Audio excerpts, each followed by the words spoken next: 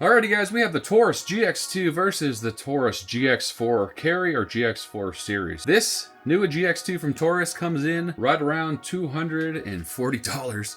You can even find it cheaper or just a tad more online. Just depends on where you're looking, where you're located. But this is a great pistol. I have a lot of rounds through it already and haven't had any issues at all. And then we have the Taurus Gx4 carry. I've had this ever since it came out.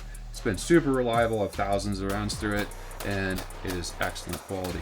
But this is $250. This one comes in around $440 roughly. Like I said, just depending on where you live. What's the difference? Is there really a difference in quality in these two? From just checking them out internally and comparing the specs online, there isn't really much of a difference. What makes this GX2 cheaper? The biggest difference in price is magazines. This new GX2 magazine right here is made in Brazil. It has a big kind of a seam split on the back there. It doesn't split, but it has a seam on the back of the magazine there, and I haven't had any problems with them at all. And then the GX4 carry in the GX4 series, they have magazines made in Italy from Mekgar. Mekgar makes really great magazines for all sorts of firearms manufacturers. So that's the biggest difference I've seen so far. And then both of these have the same exact sights, but the big difference in price is that the GX2 series is not optics cut. So the GX4 series is optics cut. Came out like a Holosun 407, 507K on there, but the GX2 series does not have that option. So there's less machining, so that brought the cost down. But internally, they're pretty much identical. So they both have stainless steel barrel and then internals, and the slides are alloy metal. So they're actually pretty much exactly the same. And I can't show you on camera. I'm gonna take these both apart for you so you can check out the insides here. All right. So that's the little tool that comes with the GX4. It's a little screwdriver. You actually have to turn that in order to pop the slide off. And then this has a new updated feature. So it actually has the little spin down, which is cool, just like a SIG or a Springfield. You just pop it down, pull the trigger, and the slide comes off. It's a little finicky to get off, but not bad. But check out the internals on this. Can you tell any difference right there? There's literally no difference. It's the exact same internal chassis, right? So they're both stainless steel. They both have the exact same features. Everything is identical. So you can actually run in this GX2 series 15 round magazine, which is cool. So you can run those 13 flush fit that come with it. And then you can also run that 15 round Mekgar magazine if you want, which is awesome. So these are just exactly the same gun, essentially. But here's the difference. Another difference I found that makes this cheaper. This guide rod right here, kind of see that, it has plastic on the end right there, which I don't really like that. It's like a polymer, and it might be fine.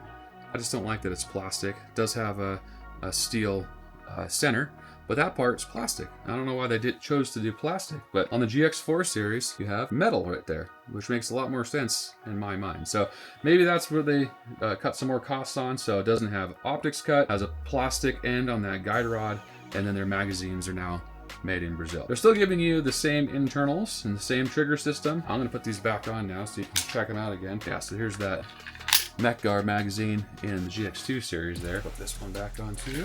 So you obviously can't fit the 13 round mag in that.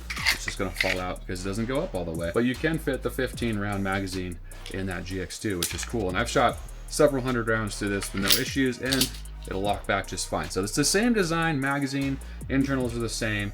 Really the only difference is you're just getting a tiny bit less. So that's actually a pretty good quality gun though. For $250, and there's a lot of people who just don't have $500–600. So $250 is a kind of a great way to go because you can get a good quality handgun that functions well. It comes with the manual safety now on this GX2, and it works great. I love the position of it. Functions good, doesn't stick out at all. GX4 series does not have that. So they've added that to their line on the GX2 series, which is really cool. And I think that's a great feature. And then the triggers are really nice on these. For this price range, you really cannot beat the triggers. So you have a nice quick take up, nice break, about 4 pounds, maybe a little bit less.